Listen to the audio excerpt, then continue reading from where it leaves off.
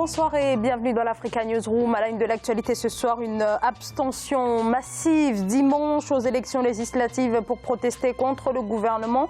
Sur les 7 partis engagés dans la course législative, seuls 2 apparentés au pouvoir ont été autorisés à se présenter. L'opposition béninoise, privée ainsi de candidats, avait appelé ses partisans à ne pas se rendre aux urnes. Que retenir de ce scrutin? Marque-t-il un tournant dans la vie politique du Bénin, qui jusqu'ici était réputé pour la bonne santé de sa démocratie? Débat et décryptage avec mes invités dans quelques instants.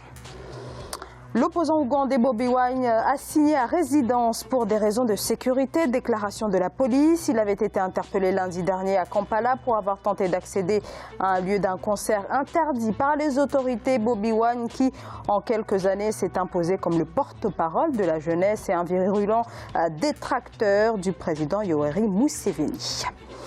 Des prêts de plus de 150 milliards de francs CFA de la BDAC à 6 pays d'Afrique centrale. Parmi les principaux projets, la construction d'un nouveau terminal à passagers à l'aéroport de Bata en Guinée équatoriale ou encore la construction de 1000 logements sociaux au Gabon. Et pour en parler avec moi ce soir, Monsieur Adama Coulibaly, bonsoir. Bonsoir. Bonsoir, vous êtes enseignant et président de l'APP, Alternative Patriotique Panafricaine Burkindi. À mes côtés également, Monsieur Mahamad Zang, bonsoir. Bonsoir Zahra. Bonsoir, vous êtes enseignant-chercheur en histoire contemporaine à l'Université Paris 1 Panthéon-Sorbonne. Sur ce plateau également, Monsieur Jean-Marie Bitomo, éditorialiste d'Africa 24. Bonsoir Jean-Marie. Bonsoir Zahra et bonsoir à nos chers téléspectatrices et téléspectateurs. Merci à tous les trois d'avoir accepté notre invitation. Place à l'actualité.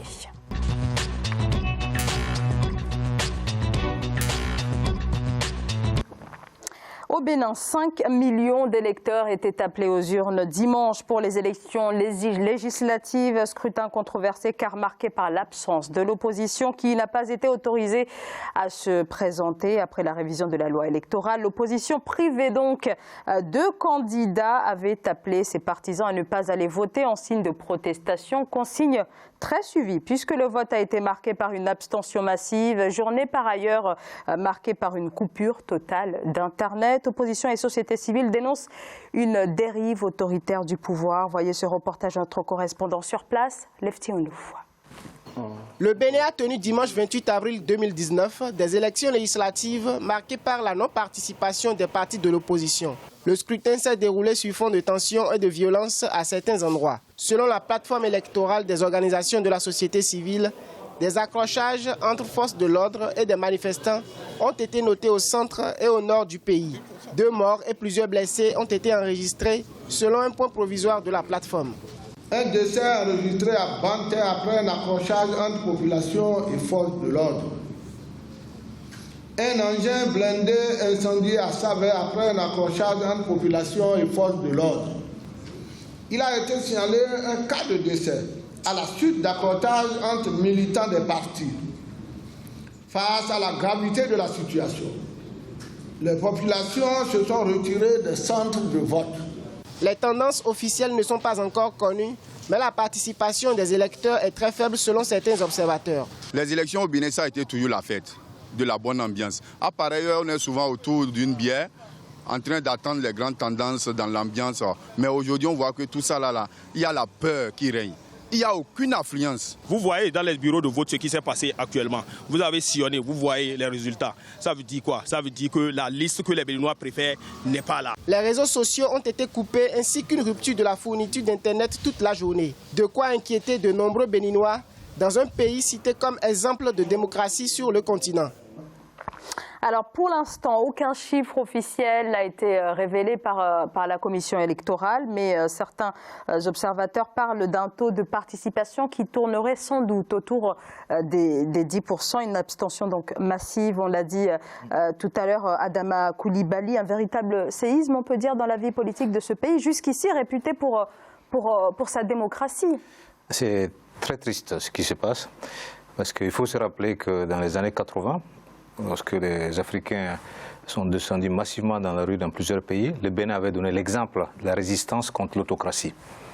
Et en 89, le pouvoir de Kérékou est tombé. Et c'est le Bénin d'ailleurs qui a initié ce qu'on appelait les conférences nationales souveraines en Afrique au sud du Sahara. Et depuis lors, ces pays étaient cités en exemple de démocratie, en tout cas un exemple où l'alternance avait lieu. Et nous avons affaire en ce moment à un chef d'État qui lui-même a été victime, d'après ce qu'il a dit, d'une tentative d'assassinat et qui a été en exil pendant longtemps et qui est revenu, qui a été élu parce que les Béninois ne voulaient pas qu'on leur impose un candidat depuis l'Élysée, Zinsou, qui a été parachuté Premier ministre par le président Yaïboni. Et donc, c'était très fièrement que les Béninois ont dit, avec le recul, on peut se dire, ils ont plutôt dit non à ce qu'on voulait leur imposer, plutôt que oui à Patrice Talon, mais qui a été élu quand même démocratiquement. Et là, avec ce qui se passe, on assiste très clairement à une dérive autoritariste. Et d'ailleurs, Amnesty International, vendredi, pas plus tard que vendredi, s'alarmait du fait qu'au Bénin, il y a beaucoup trop d'arrestations de journalistes et d'hommes politiques et de représentants de la société civile, ce qui a été le cas d'ailleurs de l'activiste Kémy Séba il n'y a pas longtemps, et beaucoup d'autres Béninois, des journalistes également, et des opposants qui sont en exil aujourd'hui. Donc c'est véritablement un recul démocratique, et ça, il y a lieu vraiment de s'en inquiéter, et je pense que l'appel de l'opposition a été suivi. Maintenant, qu'est-ce que le pouvoir va faire? Qu'est-ce qu'il peut faire? Quelles sont ses marges de manœuvre? Ce qui est important, quelles sont les marges de manœuvre de ceux qui représentent véritablement les populations? Et c'est ça qui est important, et c'est à ça qu'on va assister les prochains jours, en espérant qu'il n'y ait pas davantage de violence que ce à quoi on a eu vent, parce qu'il semblerait d'ailleurs que dans certaines zones, l'armée a été déployée, et il y avait des arrestations, il y aurait eu des arrestations de militaires même, et des échanges de prisonniers entre militaires et civils, ainsi de suite, et des chars brûlés, ainsi de suite. Donc franchement, il faut que ça s'arrête, et que les hommes politiques, chez nous, que ce soit Patrice Talon ou d'autres, on l'a vu au Burkina avec ce qui s'est passé, et dans d'autres pays aussi, il faut que les hommes politiques comprennent que vraiment la force reste aux mains du peuple. C'est la volonté populaire qui compte. Et quand on est élu, que ce soit président ou député, ce qui est important, c'est de représenter les intérêts de l'Afrique et du pays dans lequel on se trouve. Alors, Adama Coulibaly, vous parlez finalement d'une régression démocratique. Mahamat Zhang, qu'est-ce que cela veut dire exactement, la façon dont cette élection s'est tenue? Deux partis qui sont affiliés au pouvoir en place ont été autorisés à se présenter. L'opposition n'a pas participé. Est-ce que cela veut dire que les Béninois assistent à un retour au monopartisme finalement? Il y a une terrible régression démocratique, et les chefs d'État, même quand ils sont élus dans des conditions à peu près normales, la seule chose qui les préoccupe, c'est de rester au pouvoir, mais surtout également de torpiller et de mettre à mort le système démocratique qui les a pourtant vus. C'est-à-dire revenir sur les acquis. C'est quand même une terrible régression, et un aveu de la part de M. Talon, qui a tout fait pour empêcher les autres partis politiques de l'opposition, n'est-ce pas, de concourir au suffrage universel. Ça, c'est la première remarque. Mais malheureusement, dans ce cas de figure-là, le président béninois n'est pas le seul. Il y a d'autres encore qui ont tripatouillé les constitutions pour se maintenir au pouvoir, et ils donnent une image extrêmement dégradée et désolante des peuples africains, parce que ces peuples-là, ils aspirent à un mieux vivre, et en retour, on se demande même pour qui on organise cette mascarade électorale-là. Est-ce que c'est pour plaire aux partenaires en développement? Les intérêts du peuple béninois ne sont pas du tout pris en considération, c'est regrettable.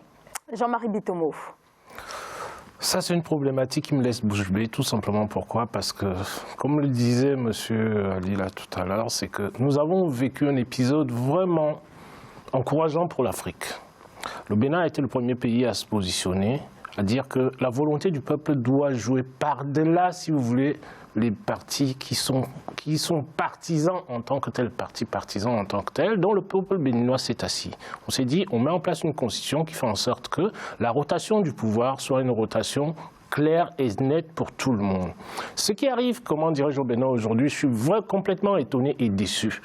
Et abasourdi, tout simplement. Pourquoi? Parce que M. Talon arrivé au pouvoir, le président Talon aujourd'hui, il a été élu président, comme mes collègues sur le plateau l'ont dit. Il est arrivé, il a dit qu'il faisait un seul mandat. Et il partait.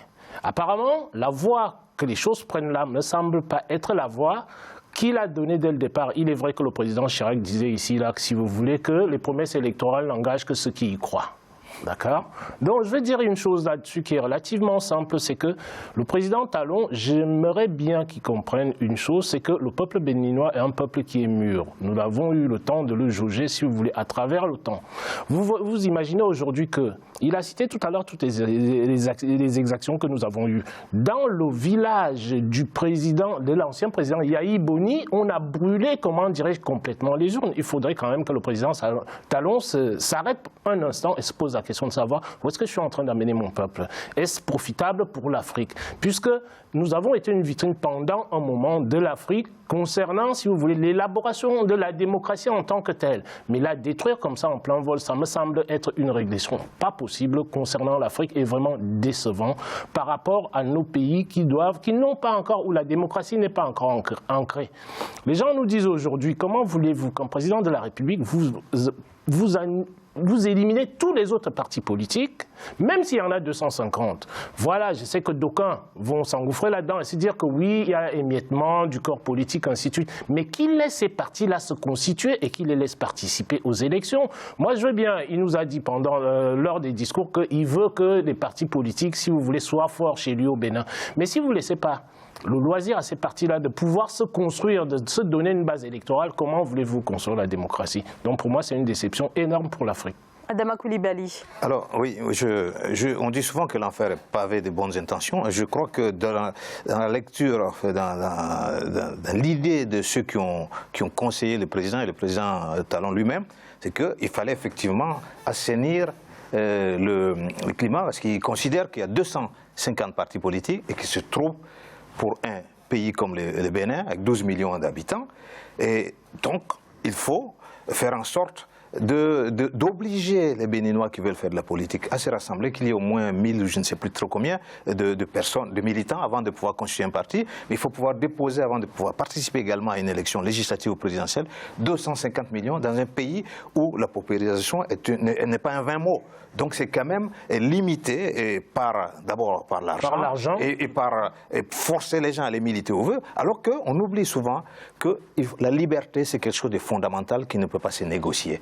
Qu'il y ait 250 partis ou qu'il n'y en ait que 2, ce n'est pas une garantie de démocratisation. Donc quand on veut des institutions fortes, il faut que les militants, les populations puissent s'impliquer, qu'elles comprennent ce qui se passe et que les partis politiques qui les représentent puissent en tout cas jouer sur le terrain du jeu politique, ce qui n'est pas le cas. Donc, quelle que soit la volonté qui a présidé à ce comportement de la part, à ces décisions de la part du président Talon et de son équipe, eh bien, il faut qu'ils comprennent, ça je suis d'accord avec ça, qu'ils sont en train de mener le Bénin et l'ensemble de l'Afrique vers des chemins, en tout cas, qui vont nous faire reculer et qui vont décourager beaucoup de personnes en ce qui concerne la possibilité pour les Africains d'aller tranquillement vers une voie démocratique, parce que les jeunes ne vont pas se laisser faire, les opposants non plus ne vont pas se laisser faire, et d'ailleurs on a vu que la violence a commencé, et quand on n'a pas d'autre choix que la violence, souvent c'est ce qui arrive. Et il faut absolument éviter ça, il y a déjà eu trop de violence dans beaucoup d'autres pays. Il y a un point très important que vous venez de marquer là, chers collègues, c'est que 250 millions, quand on pose une constitution sur la table, la constitution doit refléter un environnement. La constitution, à la base, nous avons, ce que vous avez dit là tout à l'heure, la notion de liberté des peuples. Mais maintenant que cette liberté-là, si vous voulez, soit assujettie à la dimension financière, là, nous ne sommes plus dans la liberté des peuples.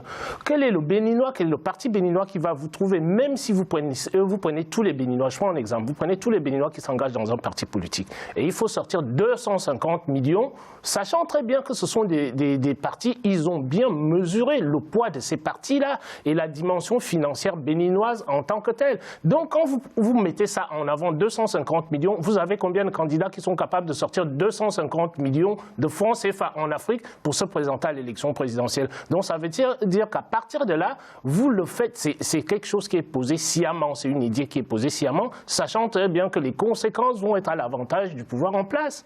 Donc ne nous leurrons pas là-dessus. Donc pour vous, il y a eu manipulation dès le départ de la part du régime du président Patrice Talon. C'est ce que moi j'estime, parce que quand vous regardez la loi qui a été promulguée, instaurant, c'est-à-dire le code électoral, ça a été promulgué combien de temps avant? Pratiquement, si vous voulez, avant une semaine ou 2 semaines avant les élections. Et vous allez me dire que vous laissez jouer le jeu démocratique à ce niveau-là? Je pense que c'est une régression de mon point de vue. Est-ce qu'on assiste à un tournant, Mamadzan? Bien sûr. D'abord, le prétexte du nombre de partis, c'est à la fois une ineptie politique et une argutie juridique. Il faudra laisser tous les partis politiques légaux concourir à l'exercice du pouvoir. Et puis on verra, il y aura une décantation et ceux qui seront élus. Donc on a commencé par limiter de manière tout à fait arbitraire au profit du pouvoir en place, parce que, ne l'oublions pas, M. Talon et d'autres sont multimilliardaires. Et donc, c'est une façon simplement d'empêcher l'opposition d'exister, de la déstructurer, de la déstabiliser de manière longue. Et c'est surtout les inquiétudes qui risquent de découler de cette manipulation de la part du pouvoir béninois, qui risque de... Nous sommes dans une zone déjà suffisamment instable, et ajouter à cela de la rancœur, de la colère des jeunes et des partis politiques, on va vers une situation extrêmement explosive. Et il faudra que les autorités béninoises prennent le temps de réfléchir sérieusement à la question pour, pourquoi pas, annuler ce simulacre d'élection. C'est pas sérieux tout ça. Je pense qu'il faut féliciter quand même les Béninois. Il y a eu des violences, certes, dans certaines régions, mais pas dans l'ensemble du pays. Donc il faut vraiment féliciter les Béninois, les partis politiques, les organisations de la société civile, et qui, quand même, ont apporté la preuve ici qu'on peut faire de la politique en n'allant pas voter aussi. Et que c'est un acte aussi citoyen, là, de dire on n'est pas d'accord, on les manifeste de cette manière. Il y a eu des manifestations pacifiques qui, malheureusement, avant ces élections, qui malheureusement ont été réprimées également par le pouvoir. Et quand il y a une dérive autoritariste qui est planifiée de cette manière, c'est toujours la répression qui est l'arme favorite des dirigeants, avec des pseudo-intellectuels qui vont trouver toutes sortes d'arguments pour dire, par exemple, il pourrait dire, par exemple, c'est parce que l'opposition a fait peur. Ça ne m'étonnerait pas qu'on entende des arguments, des arguties de ces gens, mais je crois qu'il faut que le peuple béninois reste celui qu'on a connu tantôt comme étant le quartier latin de cette zone-là, de l'Afrique, et que les dirigeants politiques, les leaders d'opinion puissent faire en sorte que cette mobilisation soit la plus pacifique, mais la plus massive possible. Parce que personne n'a intérêt à ce que la situation dégénère.